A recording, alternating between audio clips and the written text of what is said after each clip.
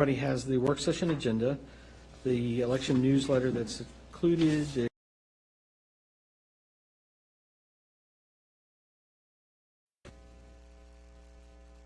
All right, go ahead. We're live. Great. All right, welcome everyone. This is our February 3rd work session agenda. We're going to have a roll call, please. Shannon? Here. Leek? Here. Campy? Here. Leek? Here. Morris? Here. Edwards? Day. All right. Just for the record, it looks like Ms. Edwards, our Vice Mayor, she's not going to be able to attend tonight. And I did get a text that Mr. Day is running late, and he'll be here definitely for the 7 o'clock. So if we could note that. Our first item is our election newsletter.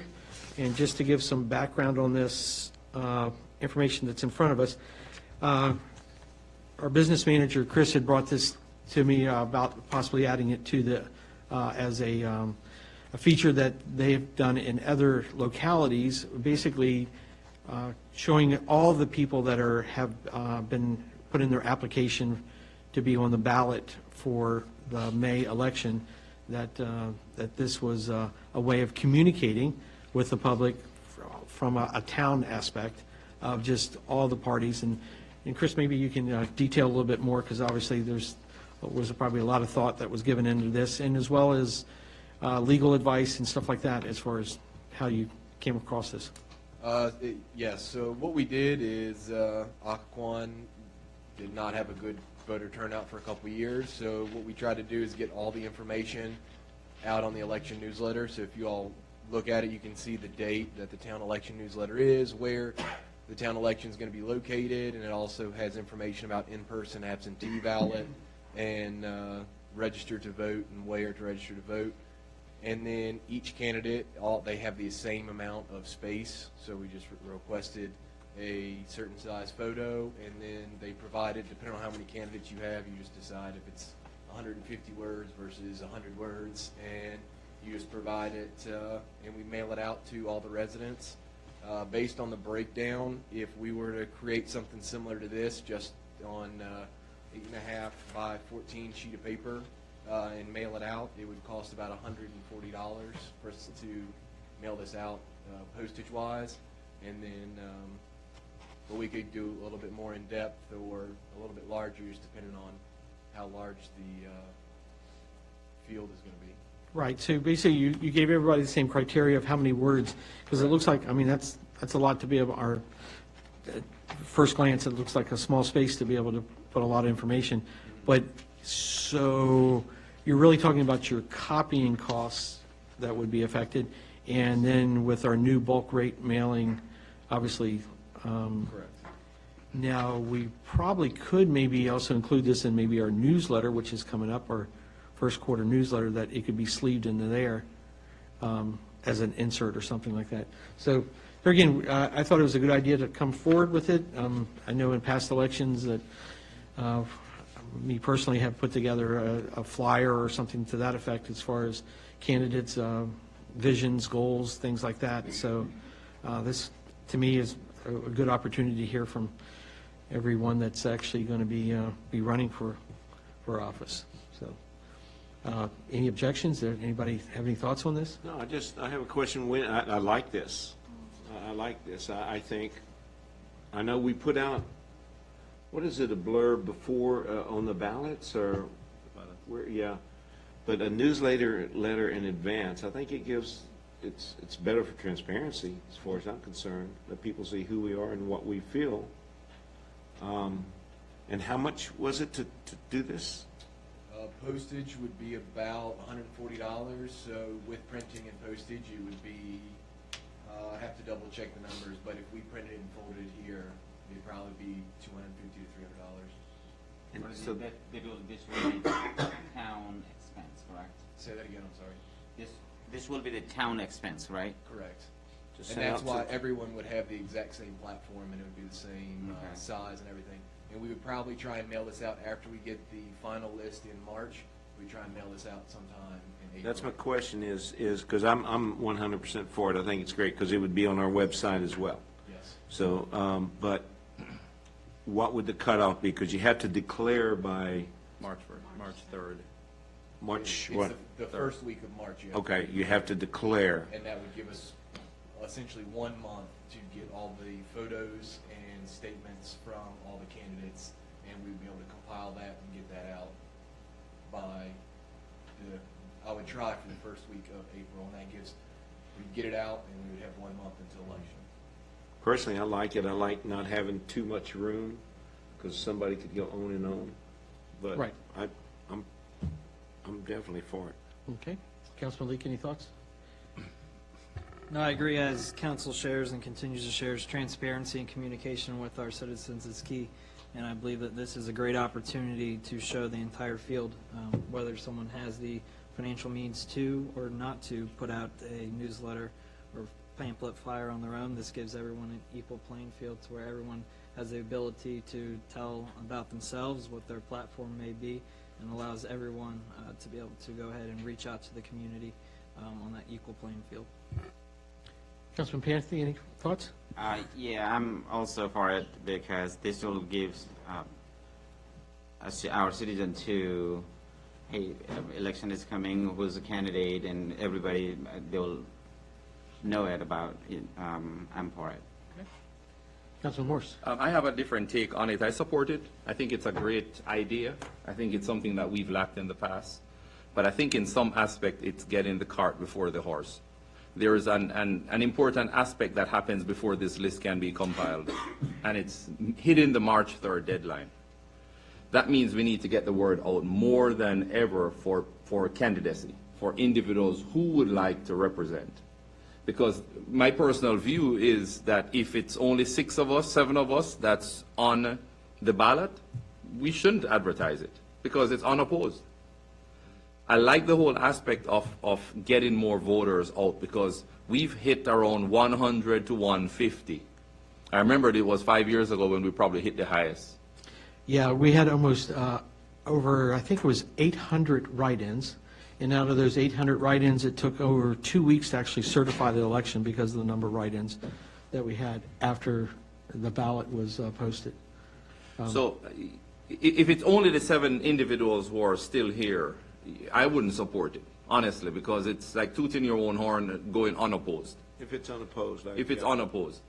But I think we need to concentrate more now on getting the word out and probably explaining it. Because yesterday I was presented with the question of, okay, how do I sign up to get on the ballot? And quite honestly, and it could be my ignorance, I didn't know. And it's pretty easy, you know, the town manager and I discussed a little bit about it, and we'll share some more during the council session, that we probably need to still get the support for this because I think this is a great idea, but push the candidacy first before this. We need to find a way how to get individuals within the communities to be able to know how to, first of all, pray, consider, think on if they would want to be running for council or for, let's not forget, or for mayorship. So, you know, but I think we need to get that word out and the ease of doing it first before we even contemplate this. Even though what you have here is all council members who are present giving support for it. But I think we still need to take a step back in saying, okay, how do we get, before we get here, how do we get the word out as far as getting people to sign up? So, Mayor, may I? Yes. Excellent. So as we know, then, we have 30 days. So you have a solution, right?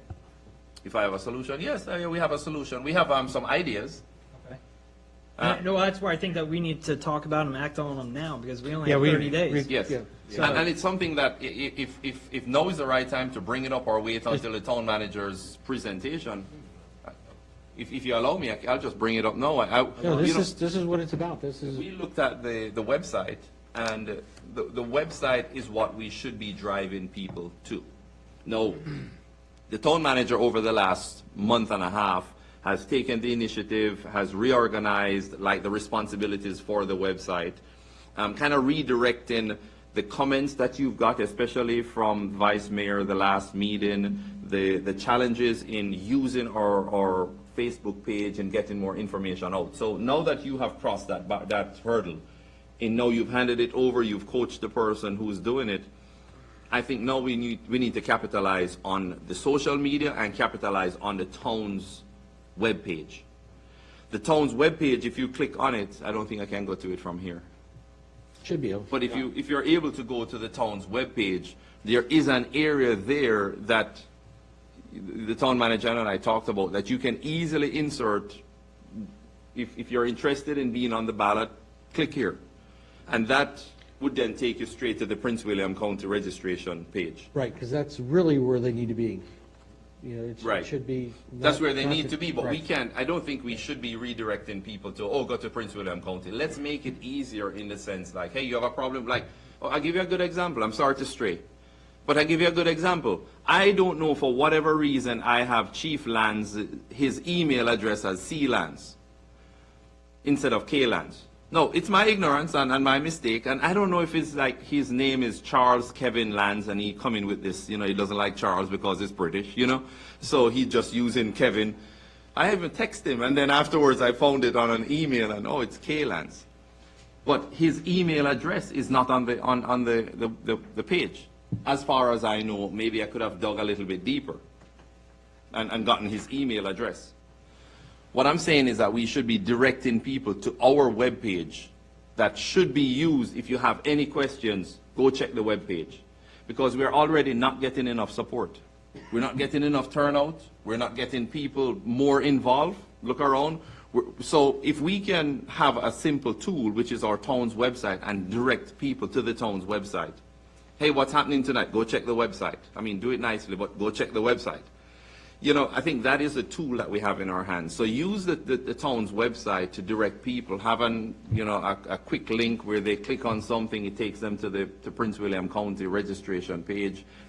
All the prerequisites are there to be an elected official, and it's their standard. It's Virginia, it's the state, and probably the country's standard in order to be an elected official, instead of the burden being on the town. Right, because, right, we should be letting them know about dates and stuff like that, but you're right.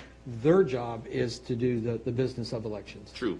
Yeah. Now, there's one page under the admin section. There is, if you go, I don't think I can do it from here. But if you go to the admin section of the Town of Haymarket's website, it will take you to the election, but it's a general elections. It's talking about absentee votes, it's talking about November. Those are things that we talked about that should be changed to the upcoming one that's here in June. In May. May's elections? Man, I better get my application in. Sure. So anyway, that's one of the possible solutions, Mr. Leek. You like that? No, I Mr. do. Leek? I like that. And that's where I think to where we can give staff a directive coming out of this work session, because again, 30 days away. So if we talk about it now, unfortunately, we don't meet till the 2nd of March, which is the day before, so that's Yep. a little too late. So I just wanted to say, the website, and I didn't know if you were thinking on the same lines to where we have the ability to send this out, or are you wanting to send out a postcard as well saying, hey, look, if you're interested, here's the steps on how to do it, or? Well, I think as we saw with our latest mailing, the staff took a lot of time and are showing the different ways that we do try to connect with the residents. And with that, it's just not the website. It's Facebook. It's Twitter. Yeah. It's our quarterly newsletters that we were doing. It's our message board that we put out front. So there's so many other ways that we try, our text messaging. So there are ways that we're trying to communicate, and not one fits everyone. Yes, that's true. And there's some folks in town that I can think of that really like to have that hard piece of paper. They don't do the internet. They don't know what Facebook is. So, yeah. So I mean, That's where I'm saying, instead of just the electronic version of being a website, do we also do a paper version to our direct mailer? right. I mean, so if the push is to get them to the website, then definitely, maybe that's the emphasis to, hey, check out the website for these links, you know. How is our text messaging service? How many people do that go to? You want to go, Mike?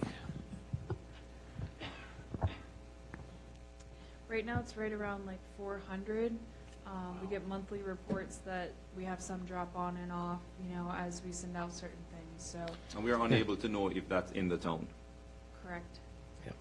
So we even looked at another way of polling and getting some real accuracy of actually town residents responding, and I'll let Chris talk on that, where we were down in, wherever we were at.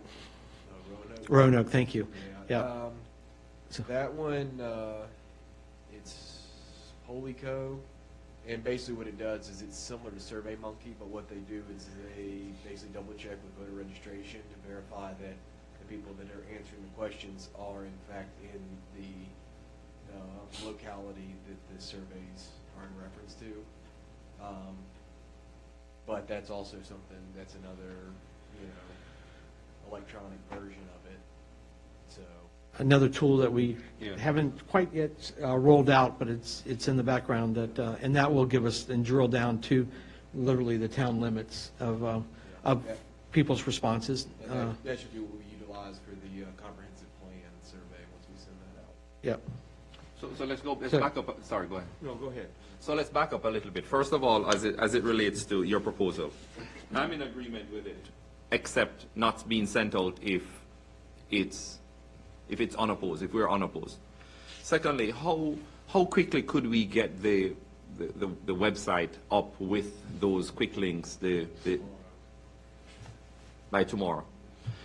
Is it possible to send out a text message to remind, maybe just as a blurb, to say, hey, elections are this day, or registration? It's not registration, it's, what do they call it? Nomination. No, it's nomination? Nomination. No, you register for, you're talking about. Candidacy. Application. Yeah. Application for candidacy. Declaration of candidacy. Right. Candidacy. Expires March 3rd. Okay. I'll find the terminology on. Right. County. If we do that, because I agree, but I think we need to put that you have to live in the town of Haymarket. Yeah, I mean, if 'cause- we got 400 people on this, Staff's gotten, I'm sorry, go ahead. no, that's my point, because I agree with it. I think we need to, if we can get on the site tomorrow, I think that's, because I agree with Councilman Lee. I'm for it. Let's get it now, you know, is out, social media as quickly as we can. The only question I have is, March 3rd, you have to declare by March 3rd. Correct. So at that time, Chris, or who will have the Chris, list the- of candidates? The staff will, they'll Okay, make they a phone have- call to the So they election could board. contact each, to let them know and tell them, you know, basically show them what we have here, to give everybody that opportunity. I agree with Councilman Morris, though, if we're unopposed, and I really hope we're not. I hope we're not unopposed. Let me ask this question. How did you get interested in this? How did you know about? You paid me $100. No, you came over, you talked to me, and you asked, and I was in a good place to be able to take on the challenge. So one-on-one So conversation? it was a one-on-one conversation, and there was something about me that you respected and felt like you and I are going to be buddy-buddies, which don't work out, you know? I mean, I think I opposed you more than anyone else. You challenged me, yes, right. But you like that, because at least I'm honest, and if there's anything you're going to question about me, you know, it's not going to be my integrity. Right. But, So, but one-on-one. So yesterday I spoke with 3 people. and? You know, and the response was pretty favorable. Good. You know, one of the ladies that I approached yesterday, her husband was there. He's a police officer, and he was like, I told her to apply, you know? So it's good. The problem is, and it could be, again, my ignorance, I didn't have an easy way, and I tend to object to the postcard, because with the electronic media, you can click on it and right away start doing your application. But I didn't have it in my hand as to say, here is where you go to get registered. Right. And I think Election that's board. what we need to get in. I mean, if we're having a struggle to get 150 people out for election, we are going to have a struggle just to get people out who want to be on the ballot. Yeah. And what I've noticed, and this probably goes for every person that I've come in contact with who was run on the ballot. In some ways, some are distorted, but in some ways, they have good intentions. Their views may be skewed, but in some ways, they have some good intentions for the town. So, you know, they've opted to offer to make a sacrifice. So let's try to see if we can get more people. And this is a good way just to get it in their hands to say, hey, think about this and see if you would be willing to be a candidate. Effective ways. The other council members, same, it was one-on-one? I mean, how did you all, same? Yeah, I'm- I got involved by talking to you all and you telling me about the openings on the planning commission ARB. So I got on the planning commission, and of course, when Vice Mayor Aiken had to step down, you guys confirmed me, and you raised your hand too, so you can't, that's, so. Yeah, for the record, yeah. But anyway, so that's, and then, of course, I certainly decided to run, and I'm certainly going to, you know, run again. Oh, good. I've been meaning to ask you, man. Okay, no. So okay. I guess my point too would be that just encouraging others, encouraging our neighbors, encouraging the people that were already running on different other committees or members. That's usually where we pull our base. We get the word out, everybody knows the election, and, you know. Between now and March 1st, do we have any publications going out? Any additional publications? We'll probably have a newsletter separate from this go out. Jackie's been working on one, and but we were just talking about it. We can also have some of those requirements for election printed out here, so that if anybody were to stop in, that we would be able to hand them something to look at. It's a good So idea. this way, if you all were discussing it and just they wanted to see the classification, we can provide that to them. Yep. No, I know that Longstreet Commons do have their a way to communicate with their residents, so I could speak with the president. HOAs, Yeah, they have their newsletters. they have their newsletter, so, you know, it's something that we could, So we can email HOAs as well. Mhm. So right now I've got. just don't get the wrong side of green, the wrong side. So right now I've got text message, update the website on 2 locations. We'll probably share it on Facebook as well. And then reach out to HOAs through email. Is there anything else we want to do, so like a sandwich Text. board sign or something like that in front of town hall, or? I want to ask a question to our clerk. So obviously doing this a long time, the many years, how did the other locality, your locality that you served prior, get the word out? I mean, how did they do Other it? council members would go around and speak with Their individuals. Mhm. Did you all and ever put any- I always had the full packet ready for if anybody came into the town hall, they would have the full packet that is on the State Board of Elections website with the applications, so that they would have that readily available.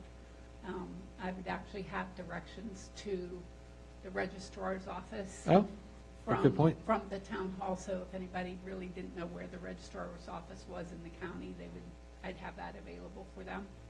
And that package doesn't expire, like, it's not like it's every 2 years, the dates are, no. Right, it's right, been okay. the same packet So for it's as not like long as we're I going to can incur remember. a cost, we use it next 2 years. Right, I mean, yeah, You're just I would basically print 5 or printing. 6 of them off. You're just printing off of the off the election website. Off the State Board of Elections website, Right. yes. And I can't remember, did you have a website that you all advertised or We put did, election but section? it was not, we did You not. wasn't used? No. Yeah. So mainly the door-to-door or the Door person-to-person? Door, council members with door-to-door. And that's how they, If I could add one more too, since we're you know, on video here, is I have no problems, you know, if citizens come in and they want to, you know, talk to me, I'm sure y'all feel the same way. Put them in touch with us. Our emails are on the website. I'd be glad to meet and talk to somebody and tell them more about it. I've got no problems with that. yeah. In the beginning, you know, I thought also when we have a calendar, let's go to door, you know, deliver the Right. calendar by the councilman. That way we can reach out to everybody. Yes. You know, make a, like 2-3 people groups and go location one day and go other location other day. You know, we can finish within 2-3 days and just go door to door also. Yeah.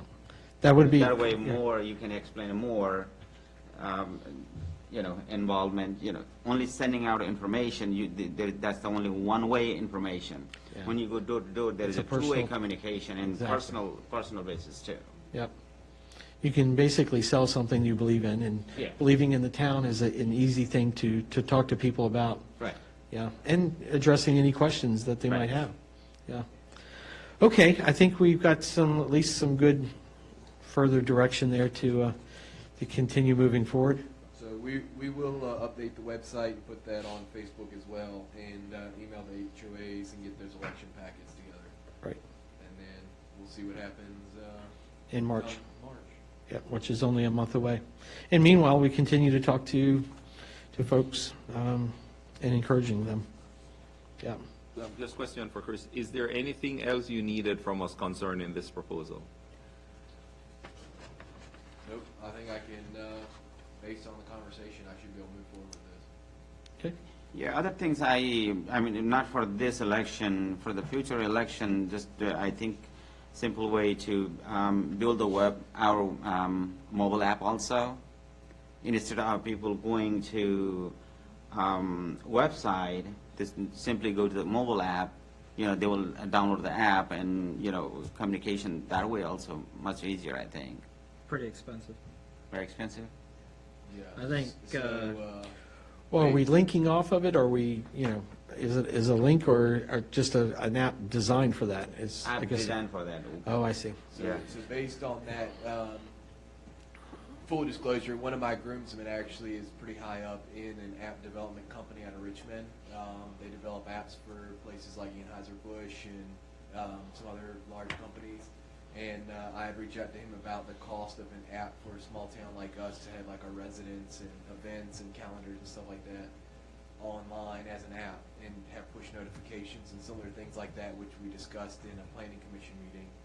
And he came back and said it would cost between $75,000 and $100,000 to develop something like that, with about $10,000 a month would be maintenance. So he said you could reach and try and find some other small entities that may be able to help you, but he said you're not going to get but so much below that for a functional app to be able to be utilized. The reason I'm saying that, one of my friends, he's the vice mayor in town of Indian here in Maryland. They developed the app, and he said, you know, best way to communicate nowadays, if you know, app. He didn't mention me that much cost, but he said, you know, we develop app, and you know, it's an easy way to communicate with the Well, the nice thing about the other governments, being able to communicate with them and find out, you know, how much did it cost. Maybe you can share that with Chris or with the name of the town, and we can put out some feelers with other localities that actually have a mobile app.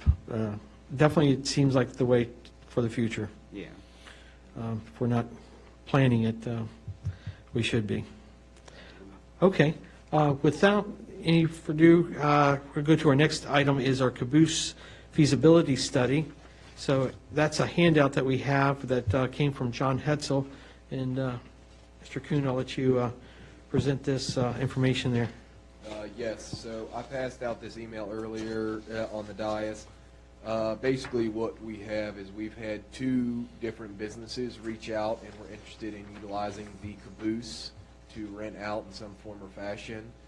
And before we could get any type of business or entity in there to lease the property, we reached out to John Hetzel to see what it would cost to do like a tenant layout and everything that we would need to do to get a tenant in there. And based on those numbers, he came back with his quote that it would cost about $1,520 to do a feasibility study to provide us a checklist with the items that we need to address to have a comprehensive plan moving forward for the caboose and how we can have somebody utilize that space. So I guess what we're looking for is thoughts or comments for that. So it's basically finding out what we could do legally for renting out, having it public safety. Yes, Go ahead, I'll follow you. So this is just to have a comprehensive plan. Just to have a checklist of items, 1, 2, 3, 4, 5. If we go jump through all these hoops, then we could rent this space out. So he could probably take this 1520, come up with a comprehensive plan and tell us that we need to provide $250,000 to make it feasible. feasible. Use. But at the end of the day, what we will have is we will have a dollar amount. This is how much it would cost to utilize it. So then instead of it being maybe we could use it or maybe we can't, we just would have a dollar amount that if we wanted to, we can move forward with it, or if we can't, or it's unfeasible, then at least we know that as well. So isn't this something that fire marshal could provide, or no? No. Because you have to have plans that include, so this includes all the minimum safety standards. So what this would do, he would talk with the county and talk with everybody to understand, okay, I'm going to have this type of phase electricity. I'm going to have this type of heating and cooling. I'm going to have this type of entrance and exit, just the whole 9 yards, everything that he's going to be required to provide.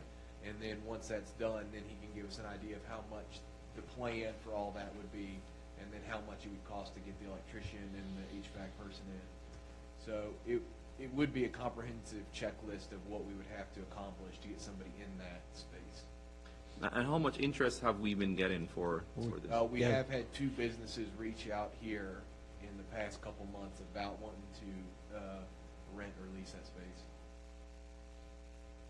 And that's something where feasibly, if we could get the price tag and it's not very aggressive, that we could offer that person or that business, look, if you're willing to cover the cost to bring it up to code, we'll lease the space to you, and that way they would cover the cost, they would be able to rent it for however long the lease was, and then we would have the caboose to be able to utilize it in the future. I think it's a good idea, but let me hear from other council members first before not Councilman eating up all Shannon. the time.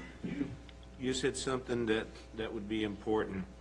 $1,520 to tell us, obviously, depending on the business, water, as you said, does it need a sprinkler system, the heating, the cooling? If, I wouldn't be interested if the town's going to have to bring that up to code. Right. That would be very expensive. I would think that's what the feasibility study would tell us. But if we have, what type of businesses? You don't have to tell me who it is, but what type of businesses? Food.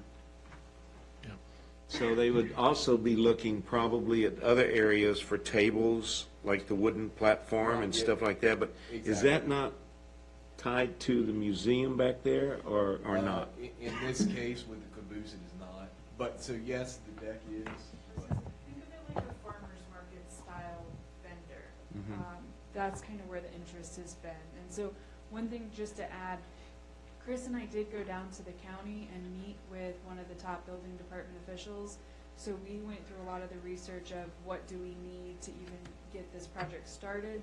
They gave us a ballpark, but we're kind of at a point where our hands are tied. If someone's interested, we can say, well, it could be 10,000, could be 15, could be 100,000.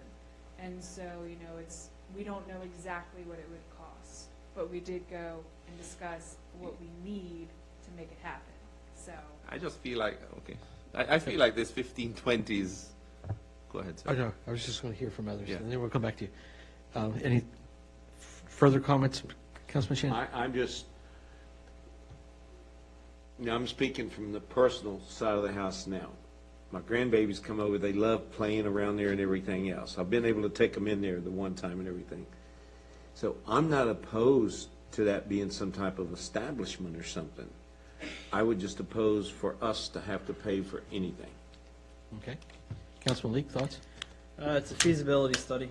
I think in the midst of it, the minimum is to see what we have and what it is. If we ever want to do anything with the unit, whether it be rented out to a tenant or utilize the space ourselves for activities or whatever is necessary, whether we go to refurbish it and turn it into a full-on exhibit that's open 24/7 or excuse me, not 24/7, but with the same hours and operation of the museum.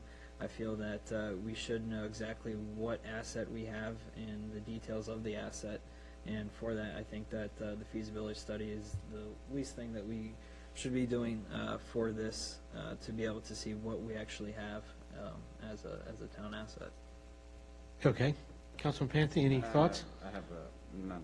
I'm unknown on this, so I don't know that much about it. Right. So So, speak first, and then we'll go back to you, Councilman Morse. So, basically, we're looking for, to expend about $1,500 to see what we have. And that way, we'll have a dollar amount. Does it need to provide only air or heat, or what electric, what are the needs inside to make it, whether or not it's selling, canned, fruit or something like that out of it on the weekends, or, some other entity that would like to sell whatever product that they're trying to, I think it would be a good idea to find out. I think it's I'd say a small amount, but it's enough amount that would entice us to see what our options are. Because if we did have a vendor then is willing to pay X and take care of whatever improvements that need to be done, it might not be a bad thing. Anytime that we can bring attention to the museum and to the town and the caboose, and if that's a draw, whether or not it's on the weekends, which it sounds like this might start it out as a flavor of the farmer's market, and being able to bring that back and bring it to a centralized area, to me, it's probably not a bad idea. Or again, we'd have to figure out where we're going to take the money from. But with that said, I'll throw it back to you, Mr. Morse, if you had any. I'm not thoughts? opposed to finding out what is needed. I just feel like we can find out what is needed by maybe officials who are part of Prince William County instead of spending $1,500. Well, but like Emily's already discussed, we have went to them and asked, and basically what they said is, they pretty much provide us with this list of, you're gonna have to get these items addressed to figure out how much it's gonna cost. So they haven't gotten much deeper than that. In my opinion, so it would just be like to where if we had a town property that we were going to want to lease out that had no build out done to it, or a build out that had already been completed but needed changes. And so at that portion, we would have to get with the architect to go through, do a feasibility study, whether they're doing CAD drawings or whatever is necessary, but showing the current mechanical, plumbing, electrical that's in there, showing where everything is. At that point, we then know what we actually have, to where if we were then to ever go, and again, whether it be ourselves utilizing it for town purposes or to rent out to a tenant, we can then, it helps us, one, with our negotiation side of lease rates, for the mere fact that we know the amount of build out that would be necessary to go into it, or there being no cost if necessary, but obviously there's going to be some sort of cost associated with. But I think it gives us a position of power to at least know what asset we have, everything that's within there, and then at the same time, if we ever were to go lease it out to a tenant, we know what we can utilize for negotiation purposes. I think that's a good point. If you are talking about one of the Sears houses, because you already know there's a roof, you know there's electricity, there's HVAC system. This is a caboose. We know it doesn't meet handicap, it doesn't meet lighting, it doesn't meet HVAC, air. I mean, you talk about all the major utilities, it does not meet it. So he's basically gonna tell us what we already know. And if we can tap into a building official who, they're doing our building inspections anyways, if it's just reaching out to one of them to see if, hey, could you do a walkthrough? You know, if it's something where I could invite someone to come down and do a walkthrough to say, hey, if I want to turn this into a restaurant, what would I need? Well, you need, those steps don't meet code because those steps rise, they're 12-inch risers. You know, those are simple things that I don't think personally that spending $1,500 to tell us what we can find out from institutional knowledge that either exists here in the town. Look how far you guys have reached. I was going to say, they went to the county. We have. Yeah. So that's Yeah. where we're at right now. That's it. This is the information we have. We need to provide electricity. We're going to have to provide heating and cooling. How much? Don't know until you get a feasibility study done. How much electricity? We don't know until you do a feasibility study. How many people can be in the caboose as if it was a retail or food location? We're not going to know until we do the feasibility study and measure it I out. tend to disagree. I tend to think you can know that without the feasibility study. I tend to think that the feasibility study is basically someone telling you, writing it up in a very professional manner to tell you exactly what the knowledge that we already have. We already know the distance that you have to have the outlets. We already know where you have to have returns and where you have to have supply. They're basically just going to take $1,500 and tell us what we already know just from building codes. I mean, how about plumbing? We already know it has to have running water and it has to go somewhere where there is dispense if it's going to be used for food services. How about a bathroom facility? It has to have a handicap accessible bathroom. So we already know all of that information. But that's also where this feasibility study, based on the location of the museum, if the code's available, then that's where Mr. Hetzel's already reached out and said, for example, if this bathroom would be accessible, then you wouldn't need to worry about a bathroom. So that's where expertise like this helps, so that we have that full list of, you're right, the plumbing and water and what you have to use and when and where, that's where the information can help. So, Is he giving us CAD drawings for this? I mean, is he going into that extent? CAD drawings, I'm not sure of CAD drawings, but what he's provided is reviewing the documentation, the applicable building codes, meeting with Prince William County, preparing the code analysis and the written summary of what we would need to do. I think that's, like I said, this would be providing a step-by-step plan. This is the cost of what you're going to look at. I think you would have to determine, I think, what type of business. If we're going to put fruit in there, there's certain things you don't have to have. If it's like farmer's market or something like that. If you're thinking of any type of restaurant or something. I think they were looking at the people that have come to the town are just minimum things of selling either prepared goods or. And a lot of that, you're still going to have to be ADA. Just any building code now is going to require ADA, but. But whether or not it has a walk-up window too, I mean. Yeah. Because Because it's got, well, it's If not ADA compliable because it's not, you're not going to get neither door in a wheelchair. If it helps So- you think about it in a different light, think of it as one of your Haymarket Day vendors who, sells a prepared food at their booth. And that's what I'm thinking. Yeah. That's what I'm With thinking, the- but what, in reference to what Chris is saying,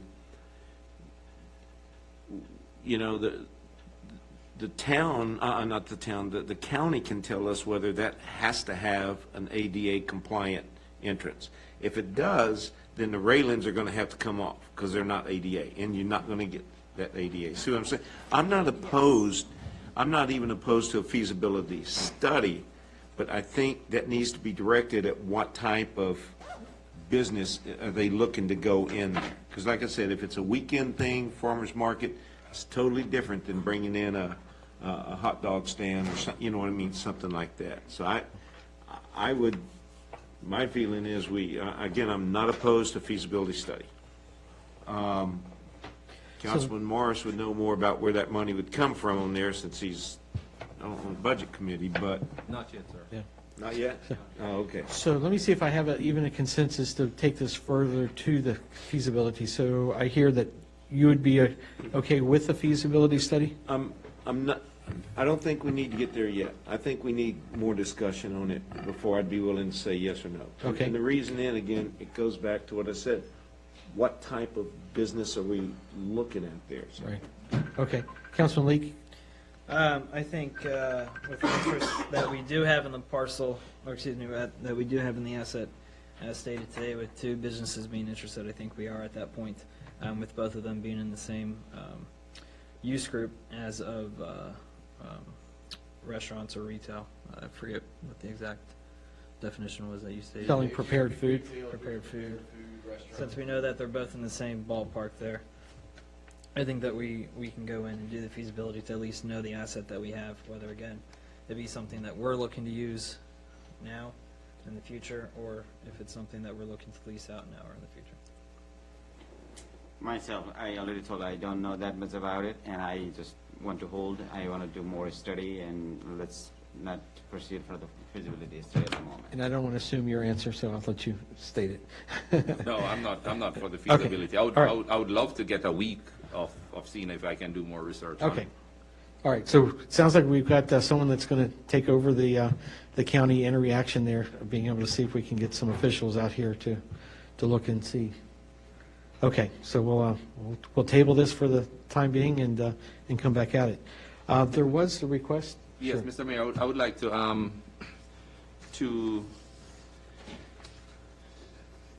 add a motion, an item concerning the Second Amendment sanctuary to the agenda for the work session, if that is at all possible. Okay, Go ahead and second that motion.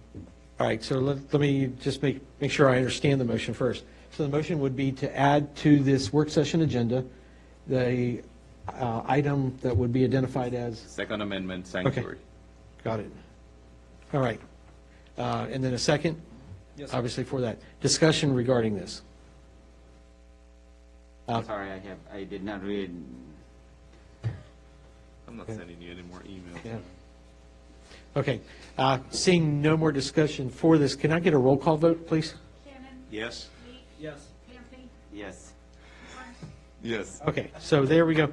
We're going to go ahead and add this new item, and I'm going to let you obviously run point on this, that this is something that you've asked to put on the agenda and to talk about. Thank you, Mr. Mayor. So it has been something that has been a concern of mine, and I'm not trying to overrule the Virginia state, which I can't, but I think it is important for us as a town council to make it known, especially through our chief of police and his department, just where the council stands representing the town of Haymarket, joining hands with the rest of the towns, the cities, and the other organizations within, government organizations within the Prince William County. And, you know, there is some documents that I'm still waiting on review from our attorney, just to see if the verbiage is correct. But I think it is in line with what has been passed already. Majority of the towns and cities within the county has adopted this resolution, just in slight different forms, but indicating the same thing concerning their county, their city or town being a Second Amendment sanctuary. So my understanding is this would be a form of like a resolution? Resolution, yes, A sir. resolution, okay, all right. We also have Councilman Day. You want to go ahead and join us at the dais here, since I see you're present? Thank you for enduring the traffic and being able to make it. Thoughts regarding this? I support it. I'm for it. Okay, Councilman Leak. So obviously, with the small amount of time that we have at this work session, I don't think that we have the ability to act on it right now. This is something that I've spoken with Councilman Morse on, something that I'm in favor of. At the same time, I want to make sure that we give the ability to our citizens to come and speak on this matter. Yes, it has been a hot topic with speaking with citizens throughout, whether they be for or against it. But I think that since we did add it to the agenda today, I think the least we could do is add it to our work session for our next regular scheduled meeting to have a more in-depth conversation about it. I would like to make sure the entire board is here for any sort of action to make sure that we're doing this with everyone present, since it is such a large item. I do believe in upholding and affirming our Second Amendment right through our Constitution, as well as Article 13 of the Virginia State Constitution as well as Article 1, Section 13, and then Article 1, Section 1, which states our safety and the right to that safety of living within the state of Virginia. So I'm glad that Councilman Morse brought this up. I have no problem working with anyone who wants to speak on regards to the draft resolution that I prepared and emailed out to everybody. But again, with the short amount of time for the review, it's definitely in draft form and definitely needs feedback from not just our town attorney, but as well as from our citizens. So being able to put this out for the citizens to be able to look at, review, and have a discussion on and to be able to come in front of us and speak on whether it be in favor of or against. Okay, I Further thoughts? will concur with the corner statement. okay, all right. Councilman Day, I'm not sure if you want to speak on this or have any comments yet on it, but, Yeah, I would definitely say I agree with Councilman Leak that we definitely need to review it. I don't think there's enough information to make a decision. no, absolutely. Obviously, this being just brought to their attention. My thoughts or concerns, too, is maybe get legal advice on this, as a lot of these localities are, doing this stuff. I'd like to hear our legal counsel's advice on it. Matter of fact, that might be an item that we could go into executive session for getting his advice on this. Speak to him during our break there, but see if we can add that. I think we already have our scheduled executive session item already listed, so maybe it would be dovetailing onto that. Closed session, yeah, so we have it on our regular schedule. Any other thoughts or comments on that? I Councilor Morris? think it's prudent for us to have it on the agenda, and also to entertain discussions on it over the next few weeks, and just to give our citizens opportunities to share their views on it. I know just watching when this all went down with Prince William County, there were a lot of citizens that came out and shared their personal views, and there were some that shared opposing views, which is what democracy is. So I like the whole aspect of bringing it. Let's put it on bring it in front of the town, in front of each council member, and then entertain a discussion on it. Okay, all right. No objection with that. All right, I think that brings us to our last item here on our work session agenda, so with no objection, we'll go ahead and entertain a motion. We'll make a motion to adjourn. Okay, I will second. and seconded by Councilman Panthy. No discussion, all in favor say aye. Aye. Opposed?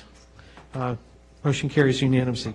So we'll be back in about 7 or 8 minutes with our regular town council meeting. Thank you all very much.